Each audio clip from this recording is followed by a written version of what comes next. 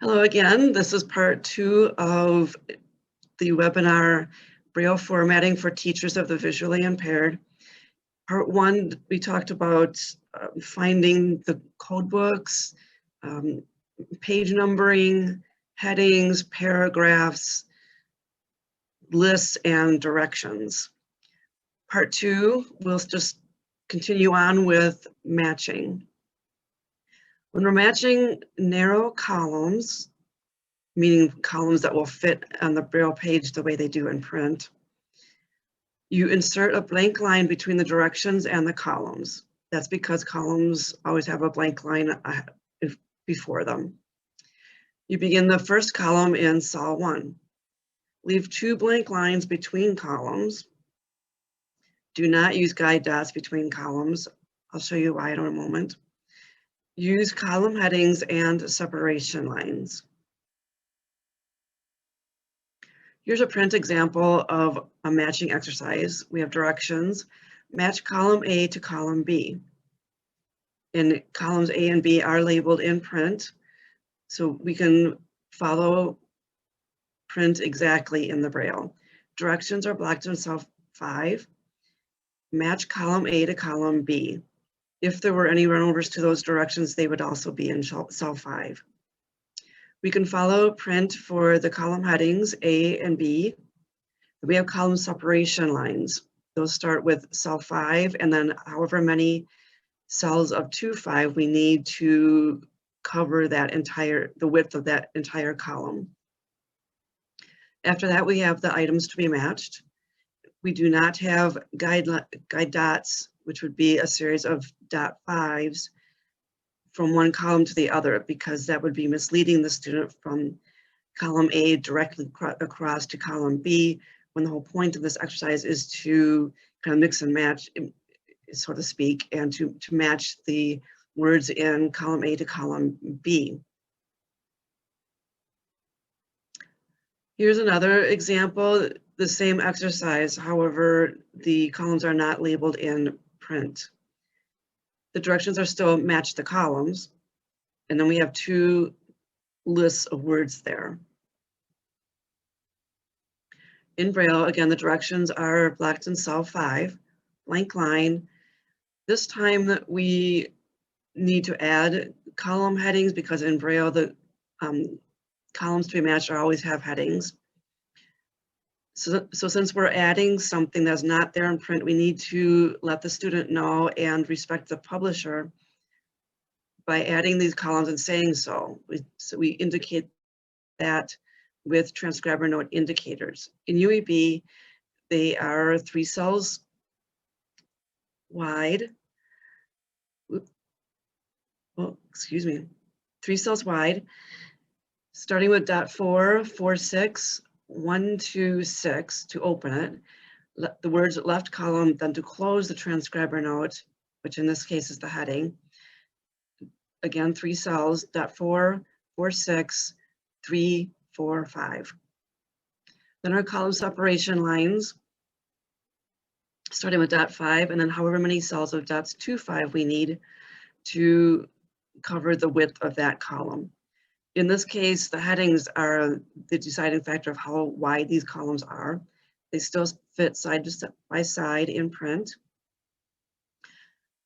So we have our 2 columns lined up vertically beneath each other, the words in each column lining up beneath each other. The words are very far apart now because of the headings left column and right column in transcriber note indicators. But we're still not going to use guide dots because, again, that would be misleading for the student. The point of the exercise is that there are 2 columns and the match this way and that's up to the student, not you, the transcriber. But suppose, as is very common, you have wide columns that are not going to fit side by side in Braille.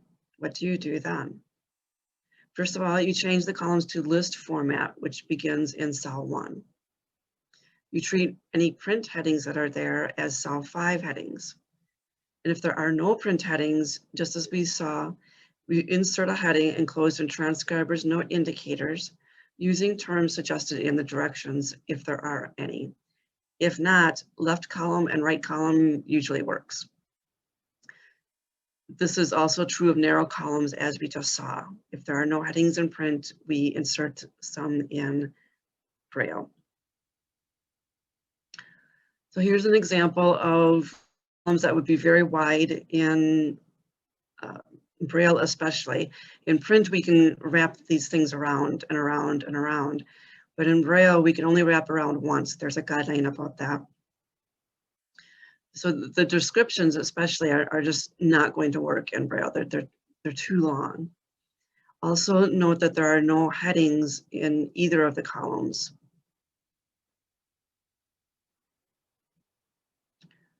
In Braille then, we have our directions as always blocked in cell 5. We do have clues in the directions. We have documents and we have descriptions. So we can take advantage of that and use those as headings, which we are going to place in cell 5 and enclose in transcriber note indicators. So that is what has been done here.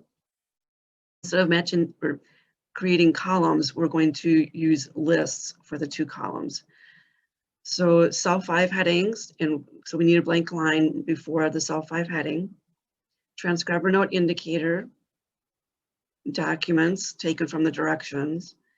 Then, did I say documents? Yes, documents taken from the directions, and then closing transcriber note indicator.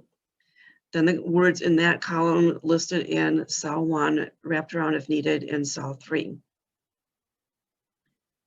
Blank line because a list is ending and because we have a cell 5 heading.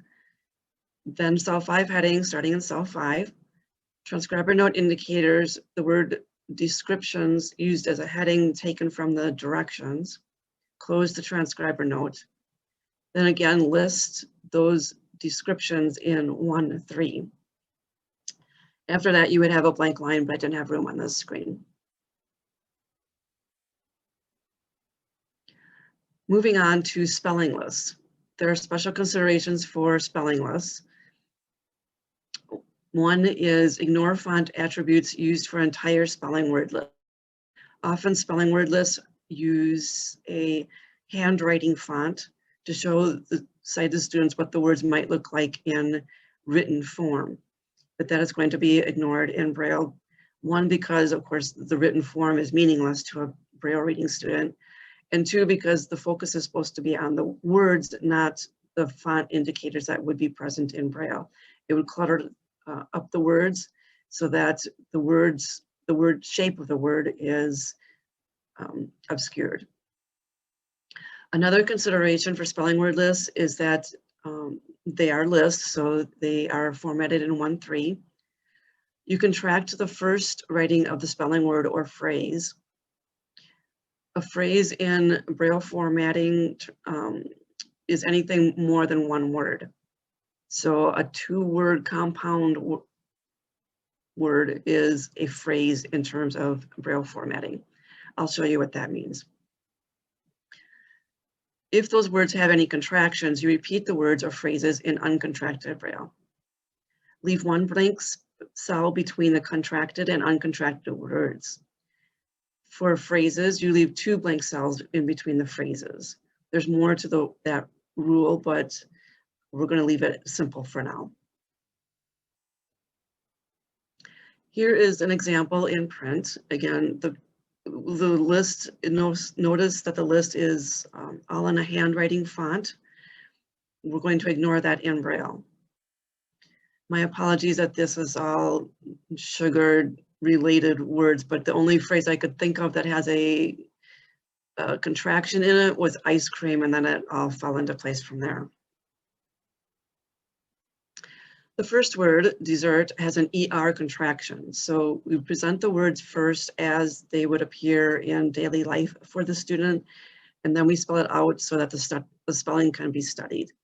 So dessert has that ER contraction, 1 space, and then spell out the word dessert, letter for letter. There are no contractions for cookies, so we do not need to rewrite that word. The same for pie and cake. Brownie has that OW contraction, so we need to write it as it would be encountered in normal reading. And then we spell it out, OW, for the study of spelling. And there's our word ice cream, which in Braille formatting is considered a phrase because it's two separate words.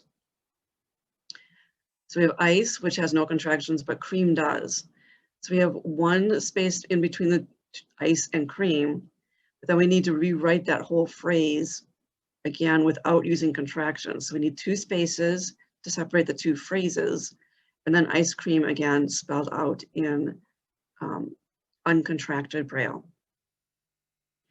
By the way, hyphenated compound words are not phrases. They are just one word, and it's just a hyphenated compound word. So words like mother-in-law or Jack in the Box, if they have hyphens in there, that is considered all one word. It's not a phrase in terms of Braille formatting.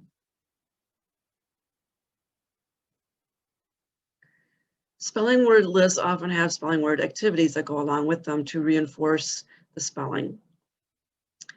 The question then becomes that once the spelling list is introduced, both contracted and uncontracted, after that we have activities, so which way do we go, contracted or uncontracted? Braille Formats 2016 points out some activities and gives us some guidelines regarding those activities, which is very nice. So common activities with spelling words might be alphabetize, letter order, look it up in the dictionary, match letters, scrambled. Notice all of those activities are focusing on the letters of the word. So we would need to uncontract the list if it appears again in print. More activities that might use, that would use uncontracted spelling would be find the misspelled words, find the word that's spelled differently, find the words that start with the same letter, write the base word, or if there's a word search puzzle, which we'll talk about later. Again, all of those activities focus on the letters of the words. So if there's a spelling list that reappears, you need to spell out those words in uncontracted Braille. Other kinds of spelling word activities call for contracted words because you're focusing on the word, not the actual spelling of the word.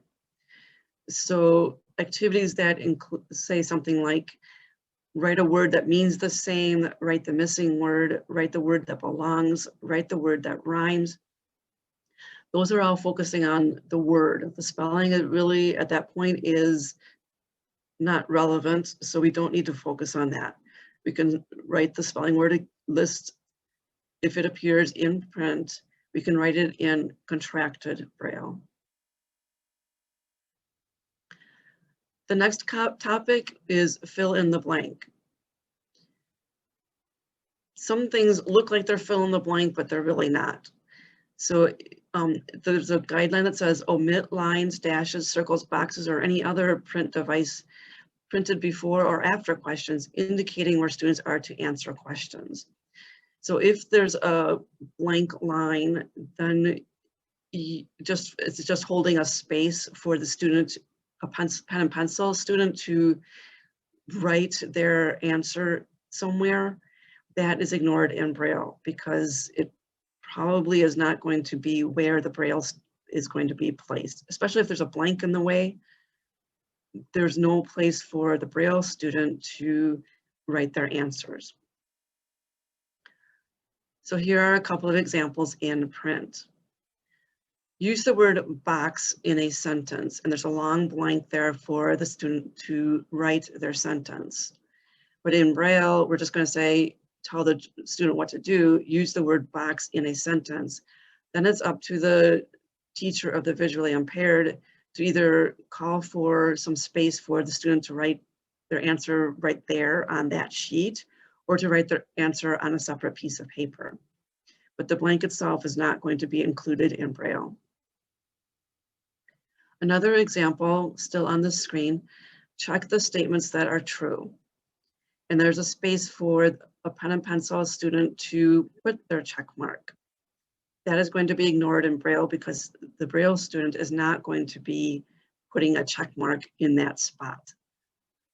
So in Braille, we just have directions with a blank line before them. Check the statements that are true. No blank line, start your exercises in 1-3. You just have the exercise, the sky is blue, there's no blank line anywhere for the Braille student.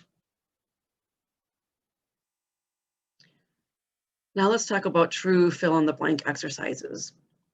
An underscore, meaning a line that is very low, represents a low line in print that indicates omission of a word or blank to be filled in. A low line is, remember, UEB is an international code. So some of the terminology is what is used in other countries, but not necessarily in the United States. So we in the United States might call a low line a blank line. So if you see that in print, and it's supposed to be something that the student is filling in, and it's not just holding a space for the student to write, that is a fill in the blank exercise. In that case, we follow print for whatever symbol is there. If there's a blank line, we're going to use a line. If it's a square, we're going to either use Braille dots that represent a square, that you can find that in the UEB code book, not Braille formats. Or you're going to actually draw a box for a younger student so that the student knows where something is missing and that something needs to be filled in. If print uses empty space to show an omission, substitute 3.5s, and because that's different than what's in print, we're going to insert a transcriber's note explaining the change from print. Again, we have to respect the publisher of the print worksheet. So coming from another code book, the Rules of Unified English Braille, second edition, I believe it's 2013, that's where we go if we want to know the dot configurations for something. So in UEB, we were told that an underscore that we're talking about here in formats is shown with dots 4636. And a reminder that transcriber note indicators are 3 cells long for opening and closing. Here are a couple of examples in print of fill in the blank exercises. First, we see that there's a blank space for the number 2 exercise. So we've just been told that we need to replace that blank space with 3.5s. But because we're changing something in print and because the Braille reading student will want to know what those 3.5s mean, we're going to tell the student in a transcriber's note, enclosed in transcriber note indicators. Transcriber notes are typically blocked in cell, or not blocked, but formatted in 7.5. So starting in cell 7, we start with our transcriber note indicator and tell the student 3.5s represent a blank space. Close the transcriber note. Start with the exercises right after that, no blank line. The exercises are listed in 1-3 because they're a list, and that's what we do with simple lists. We format them in 1-3. So the first exercise, atoms are made up of protons, electrons, and blank. The blank is shown with an underscore. It doesn't matter how long that line is, we use just one underscore. If there were actually 2 blank lines right in a row, then we would indicate that with 2 underscores, just like it is in print. But if there's a long single line, it's still represented with 1 underscore in UEB. The second exercise shows a space. Protons have a space charge. So in Braille, we're going to say prints have a 3.5s that we just told the student about charge. Let's move on to true false exercises. In formatting, we don't often have the words always or never. So this is an example of always, and I encourage you to hang on to this because always doesn't happen very often. The guideline then is always include print abbreviations or wording for true-false exercises, such as T/F, true/false, or so, and etc. You follow print for placement. Here's an exercise shown two ways. The directions are for each statement, circle T for true or F for false. If the statement is false, make it true. Exercise 1. The sky is blue, followed by T/F. And the pen and pencil student is supposed to circle T or F. The teacher for the visually impaired will have to work with the Braille student and the classroom teacher to indicate answers. But the T/F itself is there in Braille as it is in print. Or sometimes in print, the T/F is first and then the exercise. We're going to follow print in Braille. So here it is in Braille. Directions in 5.5. An additional paragraph starts 2 cells in, which is cell 7, wrap around to cell 5. So all the directions are lined up in cell 5. Then the exercise immediately following. The sky is blue, T/F. Notice we do not need grade 1 indicators for the T or the F because they're next to a slash, which means that neither the T nor the F are standing alone. So they do not require grade 1 indicators. Or if the print shows T/F before the exercise, that's what we do in print, Braille. So the Braille follows print pretty much exactly. Now let's talk about box material. There are box lines for boxed material, and in this case, because boxed material is thought to be in the realm of formatting, not UEB code, we do in this case see some dot configurations in Braille formatting. We have a top box line, which is dots 2, 3, 4, 5, 6 across the page, and a bottom box line, dots 1, 2, 4, 5 across the page. There's also provision for a top and bottom exterior borders for a set of nested boxes. I'm not going to talk about that, but just so you know it's there in case you need it.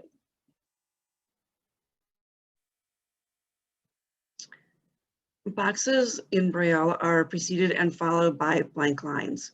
There are exceptions, but they're too detailed for today's discussion. Do not reproduce left and right box lines. There are guidelines for different colored boxes. Usually in Braille, the color does not matter. The color is simply for the eyes. It's to make the text, the boxed material stand out from the main text, but it has no bearing in Braille. If, however, you think that the color is important, for instance, all the red colored boxes could show up on a test, then it's important for the Braille student to know that this is a red box. Or if you think that the classroom teacher might refer to the blue box at the bottom of the page, you might want to indicate that that is a blue box, especially if there are any other boxes on that same page. As I mentioned, there are also cases where a box might be within a box. It doesn't happen very often, so I'm not going to talk about it here, but there are guidelines there in case you think that that situation applies. Here is a print example of box material. On a worksheet or workbook, you might find something, a word bank boxed all around with the word bank words included in that box. And in print, you might see those words going across rather than down. In Braille, we are going to have a blank line because that's required before any box. Then our top box line. This is an exception where a centered heading does not require a blank line before it. In fact, it's just the opposite. Here, a blank line is strictly forbidden. So our centered heading is word bank, but we do need a blank line after that heading. There's no guideline that says we must not. And then the words will not fit across the way they did in print, so we're going to list them in the margin as 1, 3. Finish your box, always remember to do that, and then you'll have a blank line before you continue on with the rest of the text. Another example of a boxed material as far as Braille formatting is concerned is screened boxes. Screened boxes would not have a border. The word screened means that there's a colored background, and usually, there is no border. So here's a point of interest. It's in screen material, presumably to set it off from the rest of the text. Notice that the text is centered, but we're going to ignore that in Braille. Here's the Braille. There would be blank lines before and after the box. I just didn't have room to put them on the screen. So we'd have a blank line, top box line, immediately followed by the centered heading without a blank line between. But we do need a blank line after that centered heading. Again, I've taken that centered text in print and blocked it in cell 1, so 1 paragraph.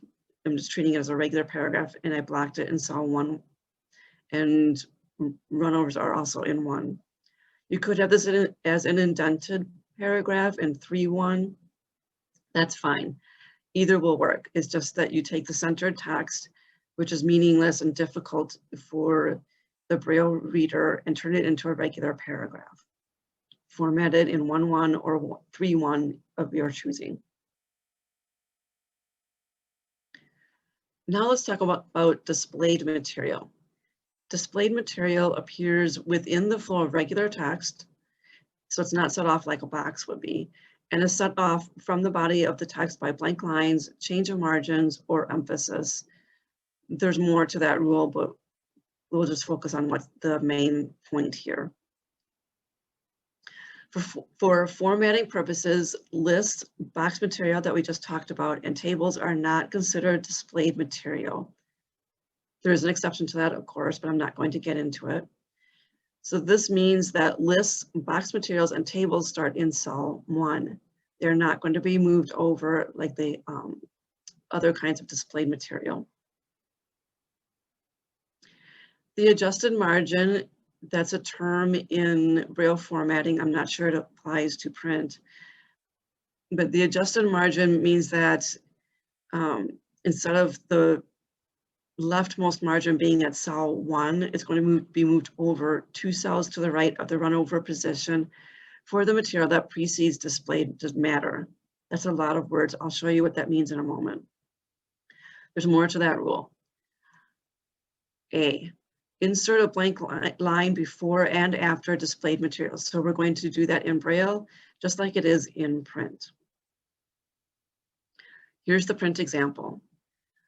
Suppose we're in a chapter book and there's a character, Paul. He comes upon a door. Paul read the notice on the door. In print, blank line. The displayed material is moved over to the right. It's in bold, which we're going to ignore in Braille. Then another blank line, and continue on with the text. He was wearing a mask, so he entered. In Braille, it looks exactly the same. It's just that we're going to ignore that Braille because the blank lines and the adjusted margin moved over 2 cells to the right, it sets the Braille off plenty. If we were to put in bold indicators, that would just clutter up the Braille. It is not necessary. So in Braille, we have our text. Paul read the notice on the door, blank line, move the display material 2 cells to the right of the run over position. That paragraph above, Paul read the notice on the door. If there were any runovers, they would also be in cell 1. So that means that the 2 cells to the right of the run over position means cell 3. So in this case, the display material starts in cell 3. There are no runovers for the displayed material, But if there were, they would also be in cell 3 because that is our adjusted margin. Blank line, and then continue on with the text. Okay, puzzles. Puzzles are fun activities for the student. We used to not have any provisions for doing puzzles. We just needed to provide an alternate activity so the Braille reading students couldn't really participate in the same activities. I'm happy to say that we now have provisions for all sorts of puzzles. I'm going to talk about 3 of them here. There are directions, however, for using number, letter, or other puzzle codes. I'll talk about 3 of those here in this webinar, namely word searches, crossword puzzles, and Sudoku puzzles. There are guidelines for words in code. So that might mean A equals 1, B to figure out the coded word. Or A is a star, B is a fish, C is something else. Here are all the little pictures, figure out the word. There are provisions for how to handle that in Braille if you come across those situations. There's even a special provision for Morse code. So if you come across Morse code, there's a specific way to represent that in Braille. But for now, let's talk about crossword puzzles. There's a lot of work on the front end for the transcriber, but once it's done, the finished product is quite nice for the Braille reader, I think. Just talking about the clues now, not the puzzle itself, but just the clues. Place the clues before the puzzle grid. In print, often the clues come after the puzzle grid or beside it or all around it. In Braille, all the clues are always going to be before the puzzle grid. Format the words across and down as cell 5 headings. Use 1-3 margins for the list of clues. Present lists of answer words in uncontracted Braille. So we're going to spell these words out if there are any lists of words to choose from. We're going to put those in uncontracted Braille because we're talking about letters and placing those letters in the crossword grid. Something new, give column letters and row numbers after the clue. I'll show you what that means in a moment. The number of letters in the word may be enclosed in parentheses at the end of each clue. The guideline does say may be enclosed, but as I understand, it's pretty standard practice to do that. And if you do, and again, it's standard practice to do, guidelines E and F, then you enclose those guidelines E and F in a transcriber's note. As for the grid itself, which is the pattern of empty and filled in squares where the letters are going to be written in, there's a provision A, too detailed for now. Let's go to B, assign column letters A through Z across the top puzzle grid. Omit the grade 1 indicator and number each row in the puzzle grid. I'll show you that. Represent each square to be filled in by a hyphen. Represent each black square or blank space by a full cell. Remember all of that space, white space around the print puzzle. I'll show you that in a moment. And then there's a guideline E, which we're not going to get into right now. So here's an example of a very simple crossword puzzle in print. Notice all the white space all around it. In print, there are 2 words going down and 1 word going across that intersect those 2 down words. And then we have clues. Often, again, in print, the clues come after the puzzle. Across, we have a clue, and down, we have 2 clues. Notice that there are no indications of where these clues begin and end. The indication is actually the numbers 3, 1, and 2. In Braille, the clues are going to come first. So let's talk about those. The headings across and down are placed in cell 5. And because they're headings, we need a blank line before them. So we have a cell 5 heading across. Number 3 clue, reading and writing with bumps, and then in transcriber note indicators, we are going to place where this clue starts and how many letters are included in that clue word. So in transcriber note indicators, we have A7, and then in parentheses, the number 7, because there are 7 letters for this clue word.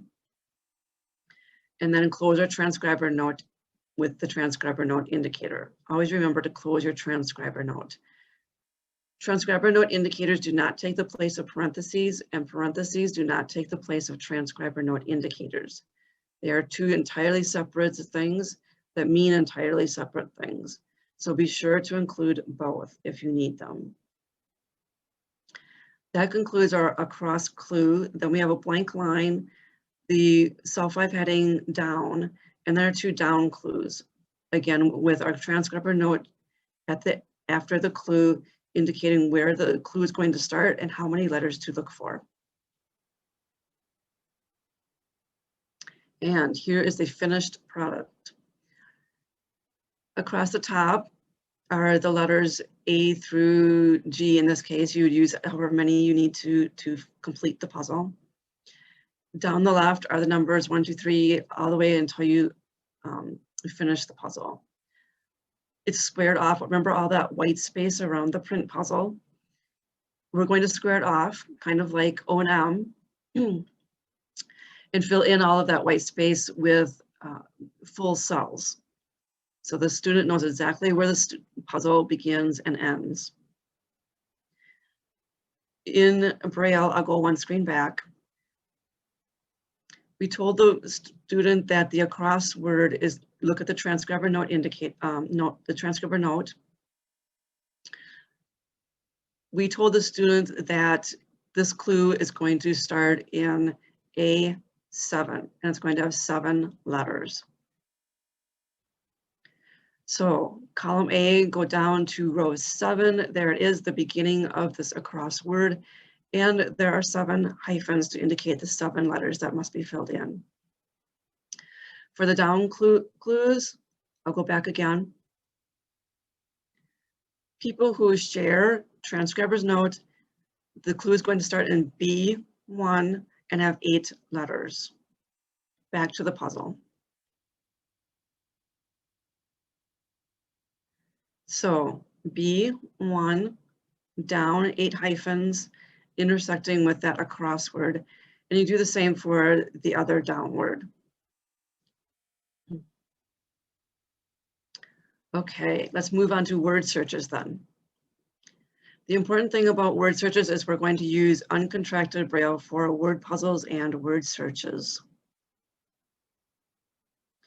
Again, the word list, if there isn't one, there should be, comes first, and you use uncontracted Braille for that. Then a blank line, excuse me, then a blank line. On a separate line at cell 1, we're going to have a series of indicators. We're going to start with a dot locator for use. I'll show you what that is. Then the capital passage indicator if needed, and the grade 1 mode passage indicator. Then the puzzle itself, you're going to have a space between each letter, but no blank lines between those.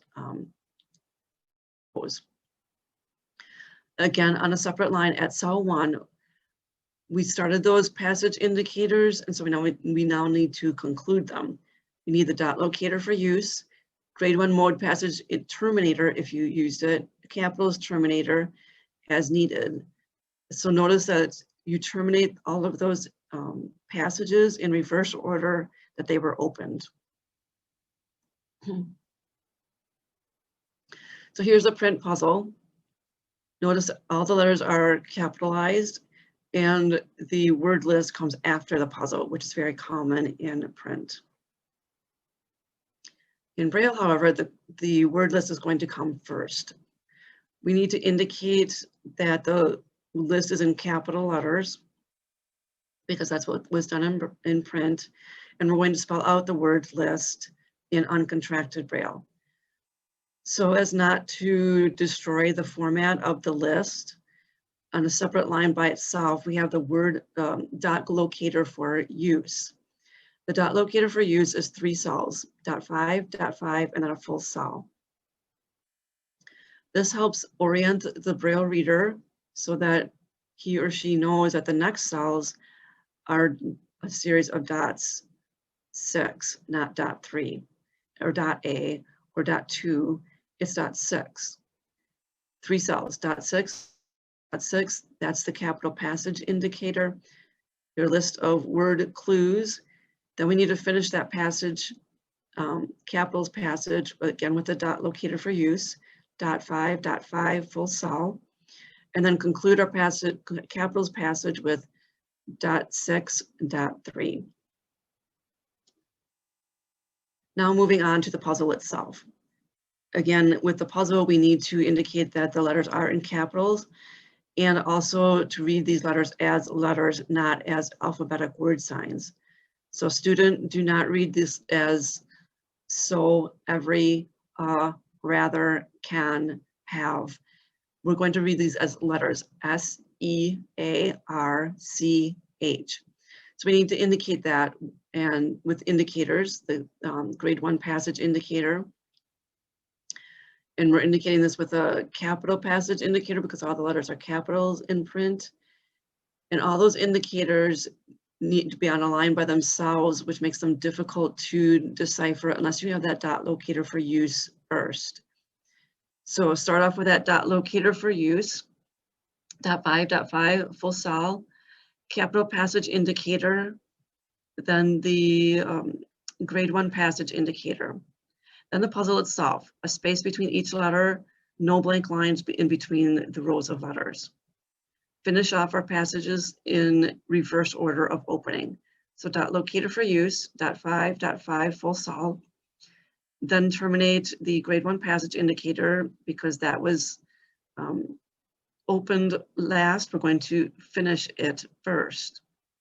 So dots 5, 6, and then dots 3.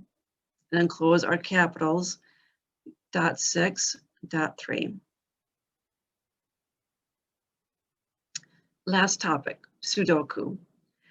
Use line mode for the horizontal and vertical lines forming the puzzle. Line mode is another topic in UEB code, and you can look at section 16 in that document if you need to. It's rather complicated, so I'm not going to get into it specifically here. You can also look at in the formatting book, that is our primary reference for this webinar. In sample set 19.7, it shows a nice example of a full Sudoku puzzle. Do not enclose the puzzle in box lines. You separate each square by a space and indicate each empty square with an underscore. Remember, an underscore is dots 4, 6, 3, 6. Here's the print of a very simple Sudoku puzzle. Notice that in print, there are bold lines all around the larger box and down the center and across the middle. But in Braille, we're going to ignore those outside boundaries. We're going to indicate the main inner boundaries with line mode. We're going to ignore the fine lines between each little square. So line mode is indicated with vertical lines, dots 4, 5, 6 down. When it intersects a horizontal line, we use what looks like a W, but it isn't. And then continue on with our vertical line in dots 4, 5, 6. So all of this is going to have to be listed on the special symbols page or some special symbols list somewhere. In line mode, all horizontal lines start with dot 5, and then 2, 5, and then however many more cells of dots 2, 5 that you need to complete that horizontal line. So just the interior lines are shown in a Braille Sudoku puzzle. Then we have our letters that are there in print. Any blank boxes are filled in with an underscore, again, 4, 6, 3, 6.